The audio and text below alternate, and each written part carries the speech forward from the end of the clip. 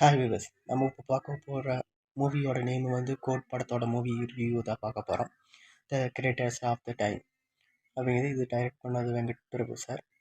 இதில் யார் யார் நடிச்சிருக்கிறாங்க? இளைய தளபதி விஜய் சார் ஒன்று, ஸ்னேகா பிரசாந்த், லைலா பிரபுதேவா, மீனாட்சி சௌத்ரி, ஜெயராம், மோகன், பிரேம்ஜி, யோகி பாபு, மாளவிகா சர்மா, விடிவி கணேஷ், ஜெய், அஹ், வைபவ் பகவரெட்டி, சிவகார்த்திகேயன் சார் லாஸ்ட் என்ட்ரி பண்ணியிருப்பாங்க. ஸோ இத்தனை பேர் நடித்து அந்த படத்துக்கு ஒரு வலு கொடுத்துருக்காங்கன்னு சொல்லலாம். அதில் அவங்களுக்கு உண்டான கேரக்டரை வந்து நல்ல விதமாக நடிச்சுட்டு கம்ப்ளீட் பண்ணியிருக்கிறாங்க. சரி, இது என்ன அப்படின்னா ஃபஸ்ட்டு சீன்லேயே வந்து 4 பேர் ஒன்றா ஜாயின் பண்ணி துப்புரவு துறையில் இருக்கிறாங்க. அது இளையதளபதி சார், விஜய் சார் ஒன்று, பிரசாந்த், பிரபுதேவா, ஜெயராம், மோகன் சார் இவங்கெல்லாம் வந்து இருக்கிறாங்க. ஒரு டீமாக இருக்கிறாங்க. இது வந்து ஹெட்டு வந்து ஜெயராம் சார். ஆனால் இவங்க 4 பேர் வந்து அவர் வந்து வேலை கொடுப்பாரு, இவங்க வந்து வேலை செஞ்சு கம்ப்ளீட் பண்ணி முடிப்பாருங்க. அப்படி இருக்கும்போது ஒரு ஃபஸ்ட்டு சீனே வந்து ட்ரெயின் சீனு. அதில் என்னென்னா ஃபார்முலா இருக்குது, அதாவது பாம் மேக்கருக்கு உண்டான ஃபார்முலா வந்து லிக்விட் இருக்குது. அதை வந்து எடுத்துகிட்டு வரக்கோசரம் அங்கே போவாங்க. அந்த டீம் படத்தை ஒரு மூவியில் எப்படி லாஸ்ட்டில் ஒரு கன்ஸும் கத்தியும் வச்சு யூஸ் பண்ணுற அதே மாதிரி ஃபார்மேட்டில் இங்கே யூஸ் பண்ணி சண்டை போட்டிருப்பாரு. அந்த அது ஃபார்முலாவும் லிக்விடையும் மீட்டு எடுத்துகிட்டு வந்துடுறாங்க. அந்த தீவிரவாதி ஹெட்டு வந்து ஒவ்வொரு மாதிரி கட்டிடுறாங்க. நெக்ஸ்ட்டு அப்படின்னு சொல்லும்போது இன்னொரு ப்ராஜெக்ட் வருது, அது வெளிநாட்டுருக்கு. இவங்க போகணும், அங்கே போய் கண்டுபிடிக்கிற மாதிரி வருது, ஏஜென்சி மாதிரியே வருது. ஃப்ளைட் புக் பண்ணுறதுக்கு ஒரு போயிடுறாங்க. ஒய்ஃப் அப்போ வந்து காட்டுறாங்க, ஸ்னேகா. அவங்களுக்கு ஒரு பையன் இருக்குது, விஜய் சாருக்கு ஒரு பையன் இருக்கிற மாதிரி காட்டிருக்கிறாங்க. அப்புறம் அவங்க ப்ரெக்னன்சியாக இருக்கிறாங்க. அந்த சமயத்தில் வந்து இவங்க என்ன பண்ணுறாங்கன்னா டவுட் வருது. என்னென்னா இவங்க வேலையை பற்றி எதுவுமே தெரியாது. ஆனால் பட் ஃபோன் பண்ணும்போது ஏதோ வாங்கிட்டு வர சொல்லும்போது எல்லாம் அவங்க சவுண்டு வருது. அவங்க சண்டை போட்டுட்டு இருக்கும்போதோ இல்லை இங்கே பேசிகிட்டு இருக்கும்போது சவுண்டு வரனால அதை சந்தேகப்பட்டுட்டு லைலா கிட்ட கம்ப்ளைண்ட் பண்ணுறாங்க. லைலா வந்து பிரசாந்தோட ஒய்ஃபு. உன்னை கம்ப்ளைண்ட் பண்ணும்போது லைலா வந்து நீ ஸ்ட்ரெயிட்டாக போய் கேட்டுடலாம்ல, அது இந்த மாதிரி இருக்கிறனால அவர் அப்போ பண்ண மாட்டார், நீ ஸ்ட்ரெயிட்டாகவே கேட்டுடலாம் அப்படின்ட்டு வீட்டுக்கு வந்து ஸ்ட்ரெயிட்டாக கேட்குறாங்க. அது ஒரு ஆர்கியூமெண்ட்டு போகுது. அந்த ஆர்கியூமெண்ட்டில் முடிவில் எப்படியோ இது சொல்லணும்னு உண்மையை ஒத்துக்கிறாரு. நான் இந்த மாதிரி துப்பறியும் இதில் தான் இருக்கிறேன்னு. அதை அவங்க வந்து அதுவும் பொய்யா தானே இருக்குன்னு நினச்சிக்கிறாங்க. நீங்கள் சொல்கிற பக்கம்னு சொன்னீங்க, ஆனால் அந்த பக்கம் வந்து எங்கள் அப்பா வந்து நீ சென்னையில் இருக்கிறதா பார்த்தாரு, அது இல்லை, நீங்கள் அதுவுமே பொய் தான் சொல்கிறீங்க அப்படின்னு. இல்லை நான் ஃப்ளைட் புக் பண்ண தான் போயிருந்தேன் அப்படின்னு சொல்லி அப்படியே மாற்றி சர்ப்ரைஸ் கொடுக்குறது தான் நான் அங்கே போயிருந்தேன், நான் ஒரு ஃப்ளைட் புக் பண்ணியிருக்கிறேன், நம்ம போய் என்ஜாய் பண்ணுறதுக்கு போகிறோம், நம்ம பையன் இன்னும் பிறக்க போகிற குழந்தைக்கோசரம் போகிறோம் அப்படின்னு சொல்லும்போது சரி அதை ஏற்றுக்கிறாங்க. ஏற்றுக்கும்போது அப்புறம் தான் தெரியுது இவங்க ஃப்ரெண்ட்ஸ் எல்லாம் வந்து பேசுகிறாங்க. பிரபுதேவா எல்லாம் வந்து பிரசாந்தனம் பேசும், நாம் போகிறக்கே நம்மளோட உயிருக்குன்னு இது இல்லை, நீ அதே இடத்துக்கு புக் பண்ணி ஒய்ஃபோட கூட்டிகிட்டு வரேன்னு சொல்லியிருக்கிறேன், பிரச்சனை இருக்குது. ஏன்னா மற்ற பிரச்சனையெல்லாம் எனக்கு பெருசாக தோணல, எனக்கு இந்த ஒய்ஃப் பிரச்சனை தான் பெருசாக தோணுது, அதனால் எனக்கு ஒன்றும் பிரச்சனையும் இல்லை, நான் கூட்டிகிட்டு வரேன், நான் பார்த்துக்கிறேன் அப்படின்னு சொல்லும்போது எல்லாம் ஒன்று சேர்ந்து காலையில் ஆனால் வந்து டூரு இந்த மாதிரி பார்க்கு எல்லாம் போய்க்கிறாங்க. சாயங்காலமான கண்டுபிடிக்கிறது, துப்புரவு துறையிலே போகிறது, இந்த மாதிரி இருக்கும்போது ஒரு தடவை டே ஷிஃப்ட்லேயே வந்து ரவுடிகளாக வந்து துரத்துறதுக்கு ஆரம்பிச்சிடுறாங்க. காரில் வந்து இவர் வந்து மேனேஜ் பண்ண முடியல. அதாவது ஒரு பக்கம் வந்து கார் ஸ்டக் ஆகி நின்றுடுது. அந்த டைமில் வந்து மார்க்கெட் டைம், அங்கே வந்து வெளியும் இல்லை மார்க்கெட்டு. அந்த டைமில் வந்து ஒய்ஃபையும் அந்த பையனையும் நிற்க வச்சுட்டு இவர் வந்து சண்டை ஃபைட் போடுறக்க ஆரம்பிச்சிடுறாரு. அந்த பிரபுதேவா அந்த இடத்துல என்ட்ரி ஆகி அவர் எல்லா ரவுடிகளையும் ஷூட் பண்ணுறாரு. ஸ்னேகாவுக்கு வந்து பெயின் ஆகிடுது. பெயின் ஆனோடனே அப்போ ஹாஸ்பிட்டலுக்கு கூட்டிகிட்டு போகிறாங்க. ஹாஸ்பிட்டலில் வந்து நீங்கள் உண்மையாக துப்பறிந்ததில் தான் இருக்கிறீங்களா அப்படின்னு கேட்டும்போது அவர் ஒத்துக்க முடியல, ஒன்றும் இல்லை. அப்புறம் சரி பையனை பார்த்துக்குங்க அப்படின்னு சொல்லிட்டு ஒன்று என்ஜாய். அப்புறம் பையனை பார்த்துக்கணும், பையன் கால் வலிக்குதுப்பா, நான் என்னால் மூவ் பண்ண முடியாது, நான் இங்கேயே உட்காந்துக்கிறேன் அப்படின்னு சொல்லுது. சரி இங்கேயே நகராமுக்கு வரும் அப்படின்னு சொல்லி அவர் மற்ற ஃபார்மெட்டெல்லாம் முடிக்கிறதுக்கு, ஹாஸ்பிட்டலில் கொடுத்த ஃபார்மெட்டெல்லாம் முடிக்கிறதுக்கு வெளியே வராரு. அந்த டைமில் பையன் மிஸ்ஸிங். ஸோ அதை கண்டுபிடிக்கிறதுக்குன்னு ஒரு இது பண்ணுறாங்க. கேமராலாம் பார்க்குறாங்க, ஒரு லேடிஸ் தூக்கிட்டு போன மாதிரி தெரியுது. அதை ஃபாலோ பண்ணி அந்த கார் நம்பர் எல்லாம் ட்ராக் பண்ணி போகும்போது அந்த காரை ஏற்கனவே ஆக்சிடென்ட் ஆகி கருகி கிடக்குது. அந்த கருகினும்போது அந்த பையனோட பேக்கும் பொம்மையெல்லாம் கிடக்குது. சரி அப்போ தான் பையன் தான் நினச்சிட்டு உண்மையை சொல்லி அந்த சொல்ல வராங்க. ஸ்னேகா வந்து 2 பேத்துக்கு பிரிவினை ஆகுது. அதை வந்து இந்தியாவில் வந்து காட்டுறாங்க. அப்புறம் அவர் அந்த வேலையெல்லாம் விட்டு போட்டு ஃப்ளைட்டோட என்ட்ரி போடுற மாதிரி வேலையை பார்த்துக்கிறாரு. அப்புறம் டீச்சிங் தொழிலில் போயிட்டுருக்கிறாரு. அந்த புள்ள வளர்ந்து பெருசாகிடுது. பெருசாகி ஒரு காலேஜ் போயிட்டுருக்குது. அதை ட்ராப் பண்ணுறதுக்கோசரம் விஜய் சார் வர்றாங்க. இவங்க வந்து பேசாமையும் இன்னும் இருக்கிறாங்க. ஒரு தடவை பிரசாந்த் லைலாவோட புள்ள வந்து டாக்டர் வந்து பிறந்த நாள். அந்த டைமில் வந்து எல்லாத்தையும் இன்வைட் பண்ணும்போது அப்பவும் பேசாமல் இருக்கிறனால ஃப்ரெண்ட்ஸ் எல்லாம் வந்து சரி நீங்கள் இதுக்கு போகிறியா, நீ இன்னொரு ஜாப் இருக்குது, அந்த ஜாப் என்னென்னா நீ டீச்சிங் பண்ணுறக்கூடாது, நம்மளோட பிரான்ச்சவே அங்கேயும் ஓப்பன் பண்ணுறாங்க. ஆனால் இருந்தாலும் அங்கெல்லாம் வந்து எந்த கைட்லைன்ஸ் இல்லை, உனக்கு எக்ஸ்பீரியன்ஸ் அதிகமாக இருக்குது, நீ போய் சொல்லு, நீ டீச்சிங் தான் போகிற, ஆனால் அங்கேயும் ப்ராப்ளமாக தான் இருக்குது, நீ பார்த்துக்கோ அப்படின்னு சொல்லி சொல்லும்போது சரி எப்படியோ வேணாம் வேலைக்கு முதல் மறுக்கிறாரு. அப்புறம் 2வது தடவை ஒத்துட்டு போகிறாரு. அந்த பக்கம் போகும்போது அப்போ தான் வந்து அங்கே சண்டை அதே மாதிரி ஃபைட்டெல்லாம் நடக்குது. அங்கே டீச்சிங்கில் இல்லை, ஃபைட்டிங் போகும்போது அவனுக்கு ஈக்குவலாக சண்டை போடுறவனை ஒருத்தர் பார்க்குறாரு. அது ஃபேஸு வந்து மறைச்சிட்டு அவன் சண்டை போடுறான். அப்புறம் ஃபேஸ் எல்லாம் ரிமூவ் பண்ணி பார்த்தா இவன் பையன் மாதிரியே சின்ன பையன் எப்படி இருந்தா அப்படியோ அதே மாதிரி விஜய் சார் பார்க்குறாரு. அப்புறம் பையன் பார்த்தோன்னே அப்புறம் 2 டீமும் வந்துட்டு போலீஸ் என்ட்ரி ஆகிடுது. அந்த பக்கம் ரவுடி என்ட்ரி ஆகி அந்த பையனை கூட்டிகிட்டு போயிடறாங்க, பிடிச்சி விட்றாங்க. அப்புறம் 2 பேரும் பார்த்துட்டே மூவ் ஆகிற மாதிரி காட்டுறாங்க. அதுக்கப்புறம் பார்த்தீங்கன்னா ஒரு டைம் விஜய் வேறு ஏதோ 2 கேஸ் விஷயம் முடிச்சுட்டு வெளியே வரும்போது அந்த பையன் அங்கே நின்றுட்டுருக்கிறான். அந்த பையனை பார்த்துட்டு இவர் வந்து ஃபாலோ பண்ணிட்டு போகிறாரு. அங்கே பையனை அவங்க பேசி நிற்கிறாங்க. சரி அவர் விஜய் சார் தான் மணிப்பழம் கேட்டுட்டு உன்னை நான் ஓசிக்காக விட்டுட்டேன் அப்படின்னு சொல்கிறாரு. அதுக்கு அந்த பையன் ஒன்றும் இல்லாமல் நான் இங்கேருந்து சரி வா கூட்டிகிட்டு போகிறேங்கிறாரு. அதுக்கு அந்த பையன் என்னால் வர முடியாது, நான் ஒரு டீமில் சேர்ந்துருக்கிறேன், அவங்க விட மாட்டாங்க, நானே வழினாச்சும் விட மாட்டாங்க, இல்லை நான் எப்படி தான் கூட்டிகிட்டு போகிறேன் அப்படின்னு சொல்லி அங்கேயே ஷூட்டிங் இதெல்லாம் ஆரம்பிக்குது. ரவுடிக்கு ஃபாலோ பண்ணுற மாதிரி எல்லாத்தையும் முறியடிச்சிட்டு பிரசாந்த் எல்லாம் அங்கேயே வந்துடுறாப்படி. அதெல்லாம் முடிச்சுட்டு அப்படியே இந்தியாவுக்கு வர மாதிரி காட்டுறாங்க. இந்தியாவில் வந்து மறுபடியும் அந்த பையனை வந்து க்ளோஸாக எல்லாத்துலேயும் பழகுறான். க்ளோஸாக பழகி முடித்தோடனே ஃபஸ்ட்டு இது வந்து ஜெயராம் மாதிரி ஒரு கால் வருது. ஜெயராமுக்கு ஒரு கால் வருது, ஒரு சீக்கிரம் வா அவனை பார்க்கணும் அப்படிங்கிறாரு. 2 டைம் காலில் வந்து அவர் ஓடிட்டே அவர் பேசுகிறாரு, சீக்கிரம் வா எனக்கு பின்னாடி தோற்றிடிக்கிறாங்க அப்படின்னு. அந்த டைமில் வந்து அவர் கையிலேருந்து ஃபோனு நழுவி வெளியே வந்துடுது. அதை மட்டும்தான் கேட்குறாங்க. அந்த நழுவி விழுந்துட்டு இவர் வாட்டுக்கு ஓடி ஒரு ட்ரெயினுக்குள்ளே உள்ளே பூந்துடுறாரு. இவனும் அந்த பையனும் அந்த ஒருத்தன் வந்து தலையில் ஹெல்மெட் போட்டு துரத்திட்டு ஒருத்தன் ஓடி உள்ளே நுழைஞ்சிட்றான். அந்த ட்ரெயினுக்குள்ளேயே நுழைஞ்சிட்றான். ஜெயராம் சார் இருக்கிறாரு. ஜெயராமுக்கு முன்னாடி ரவுடி தீவிரவாதி ஒருத்தன் நிற்கிறான். அப்புறம் பார்த்தீங்கன்னா அந்த ரவுடி எப்படியே பார்க்கும்போது பின்னாடி வந்து விஜய் சார் என்ட்ரி ஆகிறாரு. ஸோ அவங்களுக்கு 2 பேர்த்துக்கு இந்த விஜய்க்கும் தீவிரவாதிக்கும் ஃபைட் நடக்குது. ஃபைட்டிங் முடிவில் வந்து ஜெயராம் சாரை வந்து எப்படி இருந்தாலுமே அந்த தீவிரவாதி இருக்கிறவன் ஒருத்தன் வந்து குத்திடுறான். குத்தினோடனே அவர் வந்து ஜெயராம் சார் அங்கேயே விழுந்துடுறாரு. விழுந்து மயக்கம் போட்டு வந்து அங்கேயே இறந்துடுறாரு. டீட்டெயில் சொல்லாமல் இறந்துடுறாரு. அந்த ஃபோனும் மிஸ்ஸிங், யாரோ எடுக்கிற மாதிரி காட்டி வைக்கிறாங்க. அதுக்கப்புறம் அந்த ஃபோனு யார்கிட்ட இருக்குதுன்னு பார்க்கும்போது யோகி பாபு என்ட்ரி ஆகிறாரு. யோகி பாபுவோட நான் அந்த ஃபோனு டைரெக்டாக ஓப்பன் பண்ணி அந்த ஃபோனில் பேசுகிறாரு. நான் ஜெயராம் ஃபோன்லேயே நான் அதை எடுத்து ஓப்பினேன், எனக்கு வந்து இவ்வளோ கொடுத்தா தான் இதாக கொடுப்பேன் அப்படின்னு சொல்கிறாரு. சரி அப்படின்னு சொல்லி அதுக்கு அமௌண்ட் கொடுக்குறேன்னா அதை வந்து ஒட்டு கேட்குற மாதிரி அவன் ஒட்டு கேட்டுக்கிறான் விஜயோட பையன். அதே ஃபோன் நம்பர் அவனுக்கு தெரியுமில்ல ஜெயராம் சார், ஃபோன் பண்ணி நான் உனக்கு 1,00,000 ரூபாயை தரேன், என்கிட்ட வந்து கொடுப்புங்கிறாரு. இந்த 2 விதத்தில் இதில் வந்து யாரு கொடுக்கல, அமௌண்ட்டு உங்கள்கிட்ட தான் அதிகமாக இருக்குது, சரி நான் உங்கள்கிட்ட வரும்போது விஜய் சார் மறுபடியும் ஏன் ஒரு இடத்துக்கு சொல்லியிருப்பாங்க, விஜய் சாருக்கு ஒரு ப்ளேஸ் சொல்லியிருப்பாங்க, அந்த பையனுக்கு ஒரு ப்ளேஸ் சொல்லியிருப்பாங்க. விஜய் சாருக்கு அந்த ப்ளேஸில் ட்ராக்கிங் பண்ணிகிட்டு இருப்பாங்க அந்த ஃபோன் நம்பரை வச்சு. ஆனால் அவன் வேறு பக்கம் போகிறது தெரிஞ்சிருது. மறுபடியும் விஜய் சார் அவனுக்கு ஃபோன் பண்ணும்போது அவனுக்கு 1,00,000 ரூபாயை தரானாமா, அதனால் நான் அங்கே போகிறேன், எனக்கு அமௌண்ட்டு தான் முக்கியம் அப்படின்னு சொல்லி போகிறாரு. கட் பண்ணிடுறாரு. அப்படி விஜய் சார் அப்படியே இருக்கும்போது ஹேக்கிங் பண்ணுவாங்கல்ல, அவங்க வந்து ஒரிஜினல் யோகி பாபாவோட ஒரிஜினல் ஃபோன் நம்பர் கண்டுபிடிச்சி விஜய் சாருக்கு தரும்போது விஜய் சார் வந்து மறுபடியும் கால் பண்ணிவிட்டு எப்படிங்க சார் உங்களுக்கு இந்த ஃபோன் நம்பர் தெரியும் அப்படின்னு சொல்லும்போது, நாங்கள்லாம் போலீஸு, நீ இப்போ கொடுக்க போகிறவன் வந்து ரவுடி, அவன் ஏற்கனவே ஆல்ரெடி ஒரு ஆளை கொண்டுட்டு தான் அங்கே வந்திருக்கான், உனக்கு அமௌண்ட்டெல்லாம் கொடுக்க மாட்டான், அவன் உன்னையும் கொண்டுருவா, சாட்சியாக இருக்கிறவன் நீங்கள் உன்னையும் கொண்டுருவா அப்படின்னு சொல்லிட்டு அப்புறம் என்னங்க சார் பண்ணுறது, நீங்கள் ஏதோ ஒரு கடையில் போய் ஒழிஞ்சிக்கோ அப்படின்னு சொல்லும்போது ஒழியும்போது அந்த டைமில் அந்த பையன் வந்தார், விஜயோட பையனும் இருக்கிறான். இருக்கும்போது அவனை பார்த்துட்றான். யோகி பாபு ஓடுறத பார்த்துட்டு இவனும் ஓடி போய் அவன் பிடிக்க போகிறான். ஸோ இந்த மாதிரி ஓடி இருக்கும்போது இப்போ அவன் ஓடி போய் விஜய் சார் எங்கே இருக்கிறான்னு கேட்கும்போது அந்த யோகி பாபு நான் ஒரு இடத்துல இருக்கிறேன் அப்படின்னு சொல்லும்போது அந்த இடத்துக்கு அவனோட ஃப்ரெண்டு ஒருத்தனை அனுப்பி வைக்கிறாப்படி. அவர் ஃப்ரெண்டை போய் அங்கே போய் ஃபோனை கொடுத்தா அதே மாதிரி யோகி பாபு கொடுத்துட்றாப்படி. கொடுத்தா அந்த இடத்துல வந்து இவன் பையனும் வந்துடுறான்.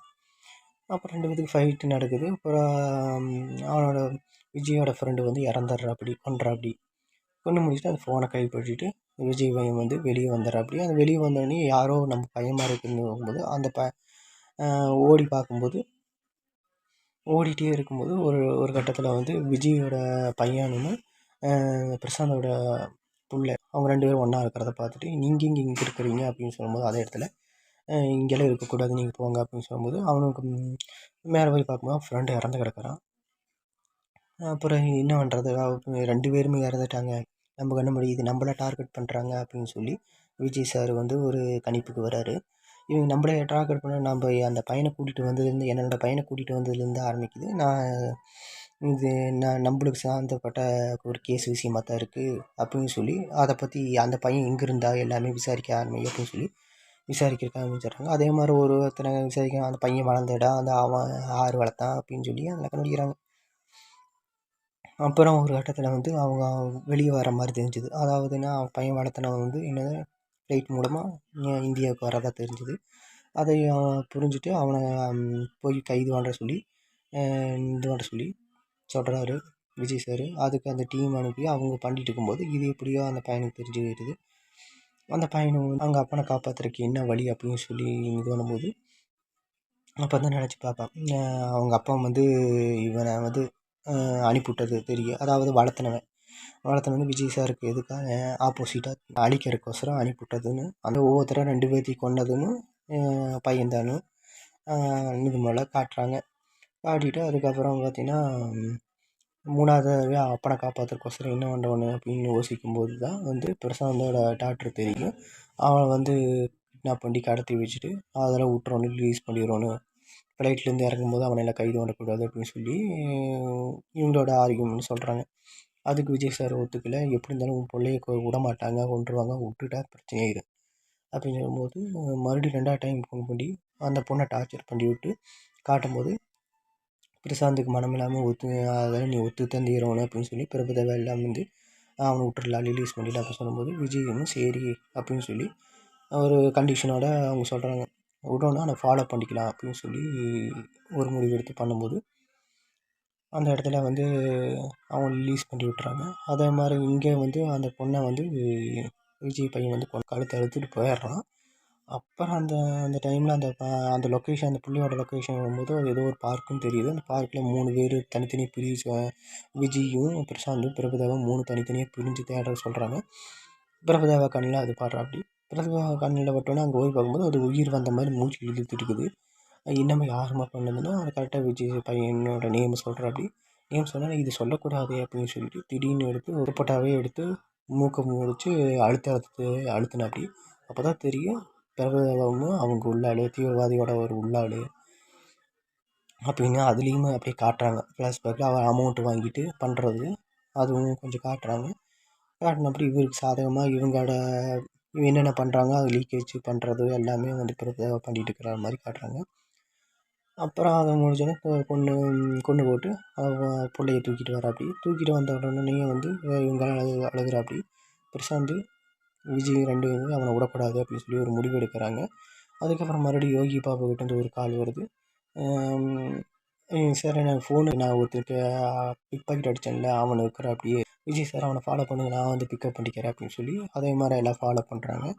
அந்த ஃபாலோ பண்ணிவிட்டு அவனோட இடம் எல்லாமே தெரிஞ்சு என்னென்ன இருக்குதோ எல்லாம் தெரிஞ்சுக்கிறாங்க. அவன் இடத்துல எல்லாம் என்னென்ன பண்ணிக்கிறாங்க, என்னென்ன இது பண்ணிக்கிறாங்கன்னு சொல்லி அந்த இடத்த பார்த்துட்டு கடைசியில் அவனையும் போய் பார்த்துட்டு இது ரவுண்ட் அப் பண்ணுற சமயத்தில் ஏன்னா ஒய்ஃப் வந்து பையனை தேடி பார்த்து பையன் இல்லை ஃபோன் பண்ணுங்கன்னு சொல்லும்போது அந்த டைமுக்கு ஃபோன் பண்ணுறாரு. அப்போ தான் அந்த பையனும் அந்த தீவிரவாதியும் பேசிக்கிட்டு தெரியுது. இவரும் வந்து பேசும்போது அது பார்க்குறாரு. கரெக்டாக காலில் எடுத்துடுறான் அந்த பையனும்.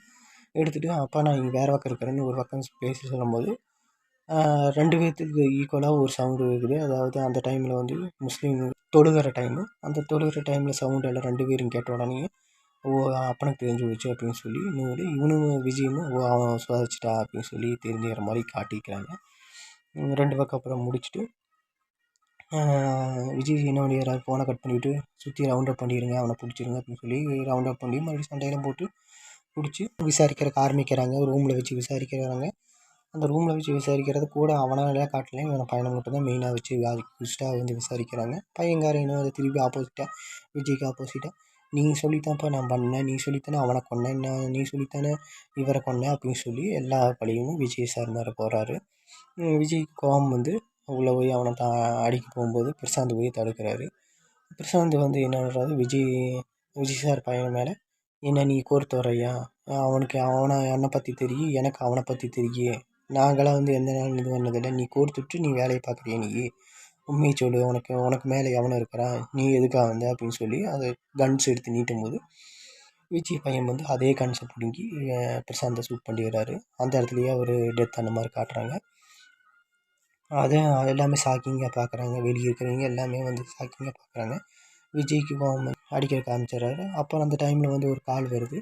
கால் வந்த உடனேயும் ஒய்ஃபு ஸ்னேகா பிடிச்சி வச்சுருக்கிற மாதிரி காட்டுறாங்க. அதுக்கப்புறம் அவன் காப்பாற்ற போகணும்ல, அதனால் வெளியே வந்து அவனை பையனை வந்து இழுத்துட்டு போகிற மாதிரி காட்டுறாங்க. அதை வந்து தடுக்கிற மாதிரி பிரபுதாவை தடுக்கிற மாதிரி வேண்டாம் அவனால் விடாத அப்படின்னு சொல்லி தடுக்கிற மாதிரி கும்பலாக எல்லாருமே வந்து போலீஸ் ரவுண்ட் அப் பண்ணுற மாதிரி. அதையும் மீறி அவர் எப்படியோ கன்ஸை வச்சு கூட்டிகிட்டு போயிடுறாரு. கூட்டிகிட்டு போனோன்னே அந்த பையன் வந்து காரில் போயிட்டே இருக்கும்போது விஜய் சார் ஒரே ஒரு கேள்வி கேட்குறாரு. ஏப்பா இந்த மாதிரி பண்ணிட்டு எங்கள் மேலே ஒரு துளி கூட பாசம் இல்லையா? நாங்கள் தான் பெற்றவங்கள. நான் எத்தனையோ கஷ்டத்தில் அவன் தான் எனக்கு ஹெல்ப் பண்ணியிருக்கிறான். அவன் வளர்த்துவேன். உன்னை விட எனக்கு அவன் மேலே தான் பாசம் இருக்குது. அவனுக்காக உங்களை எல்லாத்தையும் நான் கொண்டு வந்தேன். நான் விட மாட்டேன் அப்படின்னு சொல்லிட்டு அந்த கையில் இருக்கிற இதை வச்சு மண்டையில் அடிச்சிட்றான். பொருளை வச்சு அடித்தான். அடித்தா விஜய் சார் மயக்கம் போட்டு விழுந்த மாதிரி அந்த கார் டிரைவிங் போய் எதுலேயும் போய் மோதுற மாதிரி காட்டுறாங்க. கண்ணை முழிச்சு பார்க்கும்போது விஜய் சார் கண்ணை முழிச்சு பார்க்கும்போது கட்டி வச்சுருக்குறாங்க. கட்டி வச்சுருக்காங்க. அதுதான் காட்டினாங்க. தீவிரவாதியோட தலைவன், அதாவது அந்த பையனை வளர்த்தவன். ரெண்டாவது அந்த ஃபஸ்ட்டு ட்ரெயின்லேருந்து தப்பிச்சு போனவன், அந்த வெடிக்கும்போது விழுந்தவன். அவன் வந்து என்ட்ரி கொடுக்குறான். என்ட்ரி கொடுத்து நம்ம என்னோடய பிள்ளைகள் எல்லாத்தையும் அழிச்சிடு. ஏன்னா அந்த ட்ரெயின் ஆகும்போது பிள்ளைகள் மறைச்சி கூட்டிகிட்டு வந்திருப்பான். அது வந்து யாருக்குமே தெரியாது. அந்த ட்ரெயின் கிராஸ் ஆகும்போது அந்த பிள்ளைகளும் எல்லாமே குழந்த ஒய்ஃபு எல்லாமே அதில் இறந்துடும். அந்த பழி வாங்குறவன் ஒருத்தி மட்டும் தான் தப்பிச்சு போயிடுவான். அதனால் பழி வாங்குறதுக்கோசரம் இவன் பையனையே எடுத்துகிட்டு வந்து வளர்த்துனது எல்லாமே அதில் காட்டுறாங்க.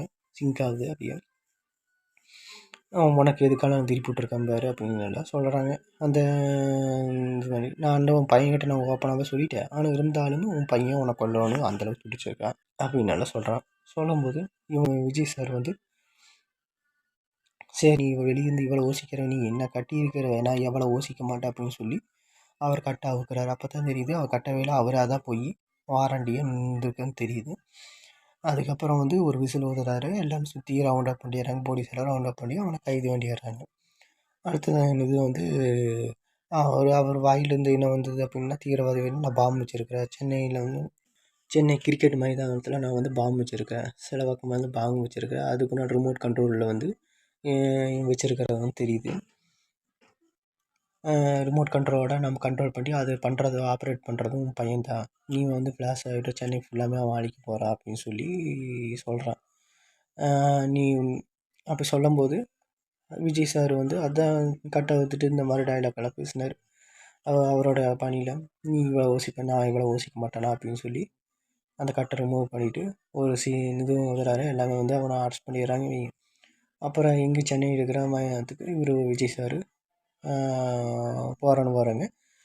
அதுக்கப்புறம் ரிப்போர்ட் ஒன்று வருது. அந்த பிள்ளைய கொண்டாங்க அந்த ரிப்போர்ட் இருக்குது. அந்த ரிப்போர்ட்டில் வந்து கழுத்தறுத்து சாகல, மூச்சு தித சத்தான்னு விட்ருக்குது. அப்புறம் விஜய் சாருக்கும் பிரசாந்த் சாருக்கும் அந்த டைமு பிரபுதேவா தானே போனாப்படி. அதனால் அவங்க மேலே தான் சந்தேகப்படுதுன்னு சொல்லிட்டு பிரசாந்த் வந்து பிரபுதேவா நான் பார்த்துக்கிறேன், என் பிள்ளைய கொன்னுவேன் நான் பார்த்துக்கிறேன்னு பிரசாந்த் போய் பிரபுதேவா இருக்கிற இடத்துக்கு போய் சொல்லுவார். போய் அவங்களுக்கு 2 பேர் ஃபைட் நடக்குது. அதே மாதிரி விஜய் போய் பையனை கண்டுக்கிறதுக்கு போகிறாரு. அதை ரிமோட் கண்ட்ரோலில் வாங்க போகிறாரு. அந்த ரிமோட் கண்ட்ரோலில் வாங்கும்போது தான் வந்து இவர் வந்து விடிவி கணேசா இருக்கிறார். அவருக்கு எந்த ஒரு வாய்ஸ் எல்லாம் கொடுக்கவே கிடையாது. பேசுகிறதுக்கு வாய்ப்பும் கூட கிடையாது. அவர் அமைதியாக அப்படியே கம்ப்யூட்டர் ஆப்ரேட்டராக வந்தார். அப்படியே இருந்துட்டுற மாதிரி காட்டினார். ரெண்டாவது வந்து விஜய் சாருக்கு மாமா மாதிரி அப்படி காட்டுறாங்க.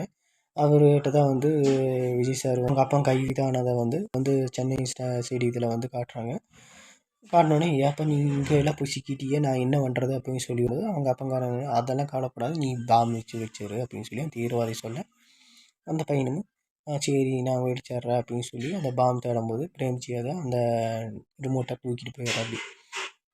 தூக்கிட்டு போய் என்ன பண்ணுறாரு, விஜயோட பிள்ளை எல்லாம் சேடி மச்சான் நிறைய பேர் வந்திருப்பாங்கள்ல, விஜயோட பிள்ளையும் அங்கே வந்திருக்கிறாங்க. அந்த இடத்துல வந்து அந்த விஜய் பிள்ளைகிட்ட கொடுத்துட்றாங்க. ஏன்னா பிரேம்ஜி தான் துரத்திட்டு இருக்கிறாங்க. அதனால் பிரேம்ஜி விஜய் பிள்ளைகிட்ட கொடுத்தோன்னே அதை வந்து என்ன பண்ணுறாரு, கொடுத்த உடனே இவர் ஓடக்க ஆரம்பிச்சிடுறாரு. எல்லாமே அந்த ரிமோட்டை துரத்துறதுக்கு தான் எல்லாமே போயிட்டுருக்குறாங்க. விஜய் சார் வந்து என்ன பண்ணிடுறாரு, அந்த ரவுடியை வந்து இழுத்து கொண்டு போய் ஒரு ரூமில், அதாவது பாத்ரூம் இதில் கொண்டு போய் அங்கே வந்து தங்க விட்டுட்டு கட்டி வச்சு அங்கே ரூமில் அடைச்சிட்டு வெளியே வர பார்க்கும்போது சிவகார்த்திகேயன் சார் அப்போ தான் என்ட்ரி ஆகிறாரு. சிவகார்த்திகேயன் சார், நீங்கள் வந்து இவனை பார்த்துக்குங்க. என்னங்க சார், நான் விளையாட்டுக்கு வந்து பார்க்க வந்தவன், எனக்கு நீங்கள் பாருங்கள் சார் அப்படின்னு சொல்லி இந்த ஒரு ஹெல்ப் பண்ணுங்க அப்படின்னு சொல்லி சொல்கிற மாதிரி, சரிங்க சார் நான் இந்த நாட்டுக்காக என்ன பண்ணுறேன் அப்படின்னு சொல்லும்போது அவர் அதை ஒரு டைலாக் விட்டுட்டு கன்ஸை கையில் கொடுத்துட்டு போயிடுறாரு விஜய் சார். அதை வச்சு பார்த்துக்க அப்படின்னு சொல்கிறார். அவ்வளோதான் இது முடிச்சிடறாங்க. அதுக்கப்புறம் அந்த பையனுக்கும் விஜய் சாருக்கு உண்டான ஃபைட் மட்டும்தான். அப்புறம் ஸ்டேடியம் மேலே வந்து நடக்குது. அந்த விஜய் பையன் வந்து கரெக்டாக அவங்க பொண்ணு டாக்டர் கண்டுபிடிச்சிட்றான். கண்டுபிடிச்சி அந்த ரிமோட் வாங்கறக்கோசரம் சண்டை போட்டுட்டுருக்கிறான். அந்த பிள்ளையுமே அவனுமே அரைஞ்சிட்டு இருக்கிறான். அரைஞ்சுமே கொடுக்காம அளவுக்கு இருக்கிறான். விஜய் சார் இங்கேருந்து ஒரு ஸ்டேஜ்லேருந்து இன்னொரு ஸ்டேஜுக்கு பைக் மூலமாக தாண்டுற மாதிரி, மெயின் மாடியில் தாண்டுற மாதிரி ஒரு ஸ்டண்ட்டு காட்டியிருப்பாங்க. ஸ்டண்ட்டை காட்டி அது பைக் போய் அவன் பையன் மேலே மோதி பையன் கீழே வந்த அங்கே பறந்து போய் கீழே விழுகிற மாதிரி காட்டியிருப்பாங்க. சரி விழுந்துட்டேன் அப்படின்னு நினச்சிட்டு இவங்க 2 பேரும் இருக்கும்போது அவன் எந்திரிச்சு அந்த மாடியில் ஏறி வரான். என்ட்ரி கொடுக்குறான். என்ட்ரி கொடுத்து சண்டை நடக்குது. அந்த சண்டையில் மறுபடியும் விஜய் சார் தோல்வி அடைஞ்ச மாதிரியே இருக்குது. அப்புறம் ஒரு டைமில் வந்து விஜய் சாரும் அடிக்கிறாங்க. நல்லா அடித்து ரத்த காயத்தோட அந்த பையன் வந்து என்ன பண்ணிடுறான், பிள்ளைய வந்து பிடிச்சி வச்சு ஒரு கத்தியை முன்னாடி வச்சு காட்டுறா, கொன்றுவா அப்படின்னு சொல்லும்போது அதுக்கு வந்து விஜய் சார் வந்து நீ யாரோட ஃபேனு அப்படின்னு சொல்லும்போது வந்து விஜயோட ஃபேன்னு சொல்லிவிட்டு அந்த பின்னாடி தலை மூலமாக வந்து அவனை பின்னாடி தாக்கும்போது அந்த வழியில் அவன் வந்து விட்டுட்டு பின்னாடி போகும்போது இவன் குமிஞ்சிக்கிறான். இவன் வந்து டவுன் ஆகிடுறான். அப்படி அடிச்சுட்டு அப்படியே பின்னாடி சடனாக டவுன் ஆகும்போது விஜய் சார் ஷூட் பண்ணிடுறாரு. தன் துப்பாக்கி மூலம் ஷூட் பண்ணிடுறாரு. ஆனால் ஒரு கன்ஸ் கொடுத்துட்டாங்க. அடுத்த கன்ஸ் இருக்குதான்னு தெரியல. கன்ஸ் இருக்கிற மாதிரி காட்டி வைக்கிறாங்க. இதில் இந்த கதையில் என்னென்னா அவ்வளோதான், இந்த இதை ஷூட் பண்ணி அவன் இறந்துடுறான். அதுதான் கதை. இதை மெயின் அப்படின்னு பார்த்தீங்கன்னா ஒவ்வொரு அதாவது என்னென்னா இந்த விஜய் சாரில் வந்து நிறையா மூவியோட எது ஹிட் ஆச்சோ அந்த பார்ட்ஸ் எல்லாம் கொஞ்சம் கொஞ்சமாக போட்டிருக்கிற மாதிரி எனக்கு தோணுச்சு. ஒரு பீஸ்ட் பாடு சண்டை காட்சியெல்லாம் வந்து அந்த கத்தியும் அந்த கன்ஸ் யூஸ் பண்ணுறது.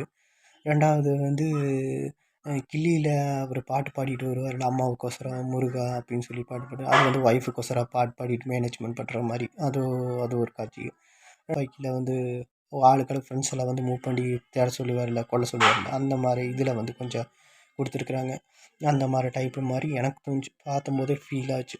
இந்த மூவி நீங்கள் தேட்டரில் போய் பாருங்கள், உங்களுக்கு பிடிச்சது. ஆனால் பட் ஒரு டைம் பார்க்கலாம், போர் அடிக்காது. இது வந்து அப்படியே மைண்டோட கடைசி வரைக்கும் என்னென்னு கொண்டு போயிருப்பாங்க.